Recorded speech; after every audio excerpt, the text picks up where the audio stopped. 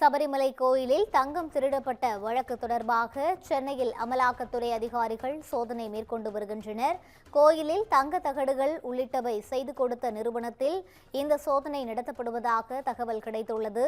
சென்னை அம்பத்தூரில் உள்ள தனியார் கோல்டு நிறுவனத்தில் அமலாக்கத்துறை அதிகாரிகள் இந்த சோதனை நடத்தி வருவதாகவும் தகவல் கிடைத்துள்ளது. கேரளா, தமிழ்நாடு என மொத்தம் 21 இடங்களில் அமலாக்கத்துறை அதிகாரிகள் சோதனை நடத்தி வருவதாகவும் தகவல் கிடைத்துள்ளது. இதுகுறித்த கூடுதல் விவரங்களோடு மீண்டும் இணைப்பில் இருக்கிறார் சுப்பிரமணியன். வணக்கம் சுப்பிரமணியன், முழு விவரங்களை பகிரலாம். சபரிமலை ஐயப்பன் கோவிலில் தங்கம் திருடப்பட்ட வழக்கு தொடர்பாக சிறப்பு புலனாய்வு குழு விசாரணையை மேற்கொண்டு வருகிறது. கேரள உயர்நீதிமன்றம் இந்த வழக்கை விசாரணையை நேரடியாக கண்காணித்து வரக்கூடிய சூழ்நிலையில் பல்வேறு கட்ட விசாரணைகள் மேற்கொள்ளப்பட்டு வருகிறது. இந்த வழக்கு தொடர்பாக இதுவரை 10 பேர் கைது செய்யப்பட்டிருக்கிறார்கள். அது மட்டுமல்லாமல் சென்னை அம்பத்தூரை சேர்ந்த தனியார் நிறுவனத்துடைய தலைமை நிர்வாக அதிகாரி பங்கஜ் பண்டாரி என்பவரும் கைது செய்யப்பட்டிருக்கிறார்.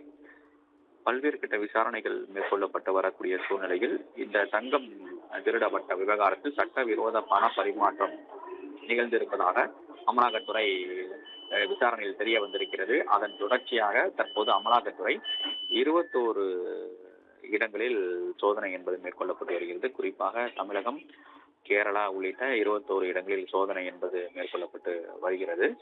சென்னையில் அம்பத்தூர் எஸ்டேட்டில் இருக்கக்கூடிய தனியார் தங்க நிறுவனத்திலும் சோதனை என்பது மேற்கொள்ளப்பட்டு வருகிறது.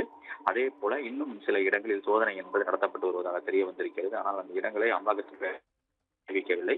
தற்போது சோதனை தொடங்கி நடந்து கொண்டிருக்கிறது. விவரங்களை வழங்கியமைக்கு நன்றி சுப்பிரமணியன்.